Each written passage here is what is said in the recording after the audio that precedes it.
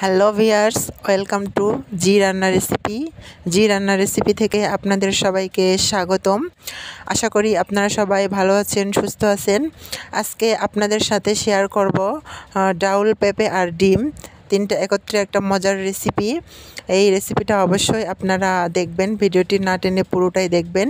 এই রেসিপির প্রথমে শুরুতে হচ্ছে আমরা পেঁপে পিস পিস করে কেটে নিয়েছি। পেঁপে এবং ডাউল একত্রে আমরা এটাকে সিদ্ধ করে নেব গরম পানিতে, কোনো মশলা ছাড়াই, শুধু পানি দিয়ে পেঁপে আর ডাউল সিদ্ধ করে নেব। পেঁপে আর ডাউল সিদ্ধ করে নেওয়ার পর আমরা এটাকে তারপরে রান্না করব। তো আপনারা অবশ্যই এই পেঁপে আর ডাউল আলাদা সিদ্ধ করে নিয়ে এই রেসিপিটা অবশ্যই আপনারা বাসায় ট্রাই করবেন, আপনাদের খুব ভালো লাগবে।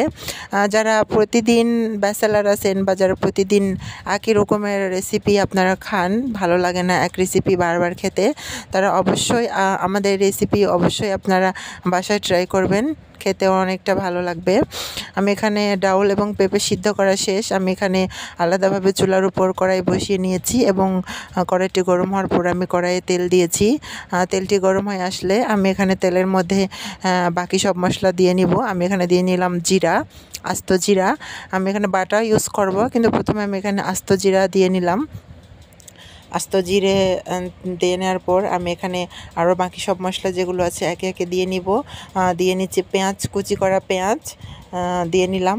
কুচি করা পেঁয়াজ দেওয়ার পর দর্শক, আপনারা অবশ্যই আমাদের এই চ্যানেলের ভিডিও পুরোটাই দেখবেন।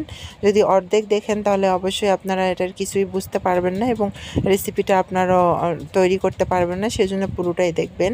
আমি এখানে তারপর দিয়ে নিব গোটা কয়েক শুকনা মরিচ, আস্ত শুকনা মরিচ দিয়ে আমি এটাকে ভালোভাবে নাড়িয়ে নেব, আবারও যেন পুড়িয়ে না যায়।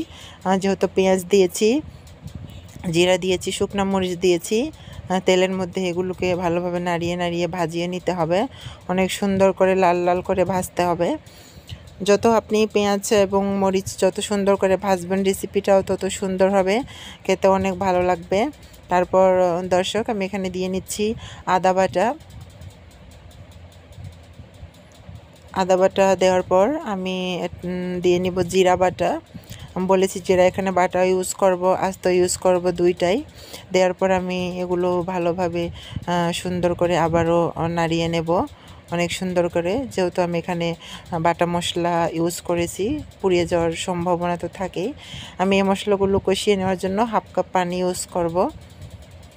হাফ কাপ পরিমাণ পানি দিয়ে আমি এগুলো ভালোভাবে নাড়িয়ে নেব, চারিদিকে যেগুলো ছড়িয়ে আছে সেগুলো সব পানিতে মিশিয়ে নেব, যাতে কড়াইয়ের গায়ে যেগুলো লাগিয়ে আছে সেগুলো যেন পুড়িয়ে না যায়, সেজন্য ভালোভাবে চারিদিকে মিশিয়ে নেব। দিয়ে নেব স্বাদ মতো লবণ, যে পরিমাণে আপনারা লবণ খান সে পরিমাণে লবণ ইউজ করবেন। দিয়ে নেব গুঁড়া হলুদ। দেওয়ার পর আবারও ভালোভাবে সবগুলো মিশিয়ে নেব, ভালোভাবে এটাকে নাড়িয়ে নেব এবং এই পানি দিয়ে সুন্দর করে এই মশলাগুলো আমরা কষিয়ে নেব।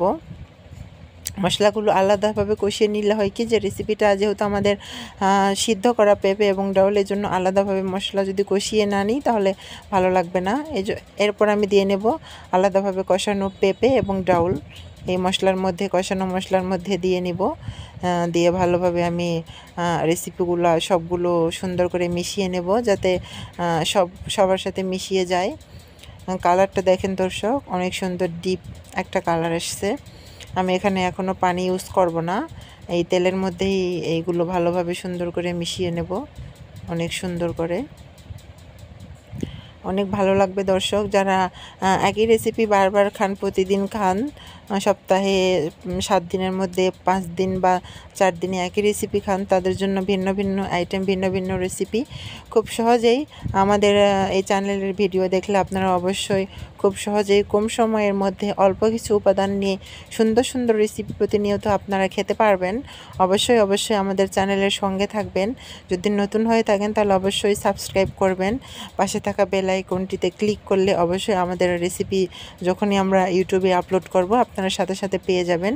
সেটাকে দেখে অবশ্যই আপনারা বাসায় ট্রাই করবেন, তাতে খেতে অনেকটা আপনাদের ভালো লাগবে, আপনাদের মুখে একটা আলাদা রুচি আসবে, প্রতিদিন নতুন নতুন আইটেম আপনারা খেতে পারবেন। দর্শক ঘন ঘন এটাকে নাড়তে হবে, যেহেতু আমি পানি ইউজ করিনি। এখন আমি এখানে পানি ইউজ করব ঝোল সিদ্ধ করার জন্য এবং ঝোল রাখার জন্য। আমি এখানে 1 কাপ পরিমাণ পানি দিয়ে নিয়েছি। দেখেন দর্শক, পানিটি দেওয়ার পর কালারটি অনেক সুন্দর একটি কালার আসছে এবং অনেক সুন্দর একটি ঘ্রাণ আসছে। মনে হচ্ছে যে আসলেই রেসিপিটা অনেক সুন্দর। আমি এখানে আলাদাভাবে ভেজে রাখা ডিম পিস পিস করে কেটে নিয়েছি। সেই ডিমগুলো এখন আমি এখানে দিয়ে নিব। পিস করে কাটা ডিম, আপনারাও এই পিস করে কাটা ডিম এই রেসিপিতে ইউজ করবেন। আমি ডিমগুলো দিয়ে আনার পর ভালোভাবে সবগুলো নাড়িয়ে নেব।